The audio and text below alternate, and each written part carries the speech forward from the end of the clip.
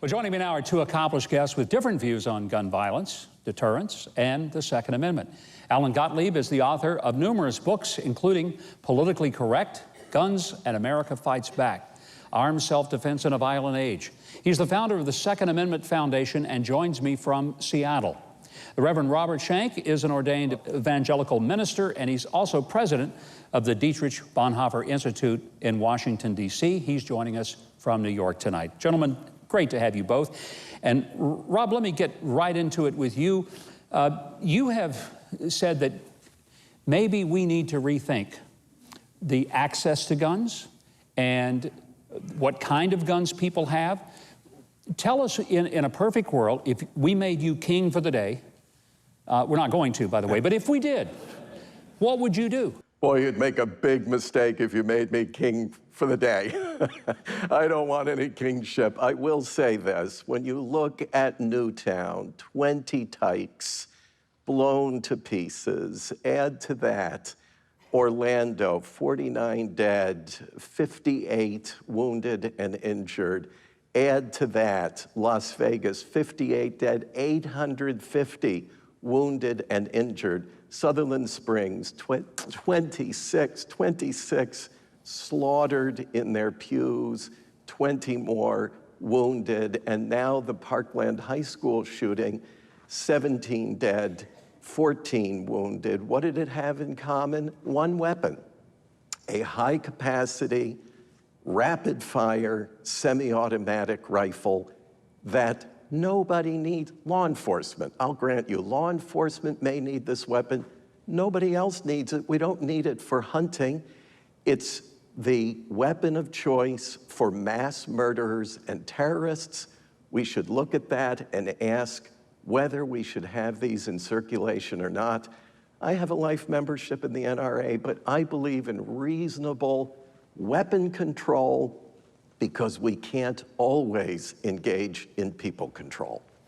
You know, it sounds reasonable what you've said. I will say that I think the AR-15 is used for hunting by many people, but let me turn to Alan. Alan, you've just heard Rob. What's wrong with what he said? And it's basically a semi-automatic rifle just like any other rifle.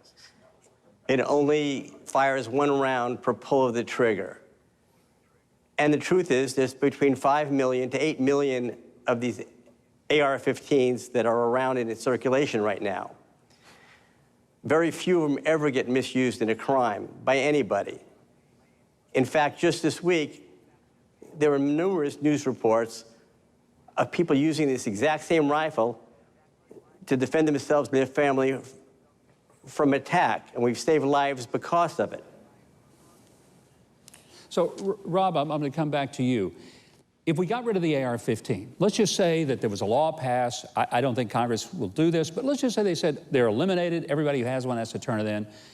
Do you honestly believe that we stop gun violence and mass killing in this country? No, of course not, but we may reduce it and reduce it significantly. I have both the joy and the burden of being married to a psychotherapist, and she will tell you immediately, first of all, very hard to diagnose actionable mental illness. That's very difficult, but there does seem to be an attraction to this weapon. It's built off of a battlefield platform model of the M16. It was designed to hunt and kill humans, and there seems to be a kind of appeal for that. It makes a person feel very powerful. This is a reality that we must face. It's just the facts, and they're painful, but we must face them. How many people, I think the right thing to do Rob, let me stop you just a moment, though. Access to this weapon, perhaps eliminate it. Yeah, Rob, let me ask you, how would people know what an AR-15 looked like if it weren't for the proliferation of these guns being portrayed very glamorously in movies and on television? I mean, you know, we hear about people who lawfully own and never murder anybody, but these kids are exposed to thousands and thousands of the uses of not just these weapons, but fully automatic weapons, which are illegal. And we never want to seem to talk about that. Is there not some responsibility there? So, Alan, I'll give you an opportunity to respond. Is there culpability in a greater sense of society rather than just the people who legally, lawfully, and safely own firearms? Well, Governor, I think there probably is. But likewise, you have the media who keeps talking about these people that do it, showing their pictures, mentioning their names. I think we get a lot of copycat stuff as well. I don't think the media is quite being responsible about how they report on this. It's one thing to mention the perpetrator's name if he's still on the loose and you're trying to arrest them. But once you've got him in custody, keep showing his picture and glorifying him, I don't think serves a purpose to society at all. I couldn't agree more, Alan. In fact, I've never mentioned one of these mass killers by name on any show I've ever hosted. I've never put their picture up because I don't want to give them any level of infamy. Rob, I'll come back to you. It seems that sometimes we don't follow the laws we have, so applying new ones might not work. I mean, you had the Sheriff's Department that had over 40 different opportunities to realize this guy was trouble. The FBI missed it. How much more do you need? It was as glaring as anything could be. We didn't enforce the laws that were on the books. So I think there's a lot of frustration. How do we expect we're going to pass a new law if we don't follow the ones we've got? I agree with you completely. I think there should be strict enforcement. We have to study that problem and solve it very quickly.